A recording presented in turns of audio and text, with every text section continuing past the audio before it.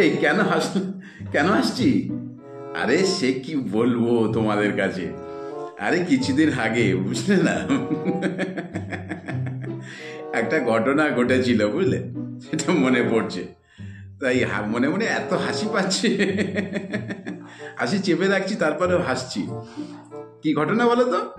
আরে সে আমি বিয়ে বাড়ি গেছিলাম, বুঝেছো তো। সে বিয়ে বাড়ি গেছি, যাওয়ার সঙ্গে সঙ্গে সবে খেতে বসেছি। মানে ইচ্ছা ছিল না, তাও গেছি, খেতে বসেছি। ভালো করে শোনো, মানে কি ঘটনা ঘটেছে বুঝেছো। খেতে বসেছি, খেতে বসে একটা ভদ্রলোক এসে আমাকে জিজ্ঞাসা করছে যে দাদা আপনি কোন পক্ষ।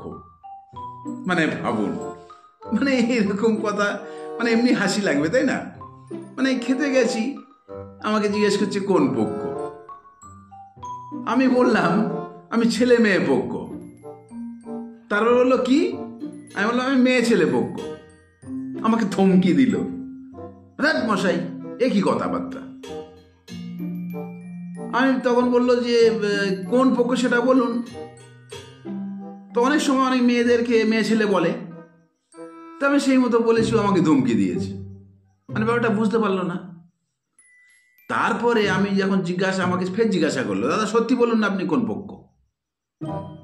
আমি তখন বললাম যে ছেলে মেয়ে পক্ষ। আবার ধমকি দিয়েছে। মানে এতটা ধমকি দিল কি বলবো, আমার হাসি পাচ্ছিল। ভদ্রলোক এতটা ধমকি দিল আমাকে। ও ভদ্রলোক ভাবছে যে ও খাবে না, হয়তো ধমকি দিলে চলে যাবে। দেখো খাবার তখন অনেক দাম, একটা লোককে খাওয়াতে গেলে তাও মোটামুটি অনেক খরচা। ও ভেবেছে একটু ধমকি ধামকা দিয়ে হয়তো বাড়ি পাঠিয়ে দেবে। আমি তো শোনা লোক না।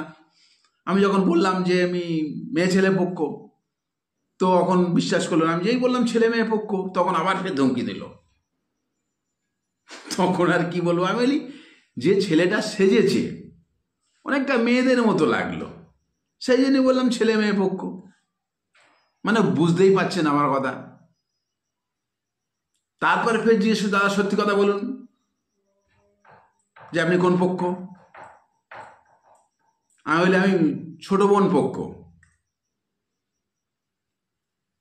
ছোট বোনের পক্ষ। বুঝলে না। তখন আমাকে ফের ধমকি দিল।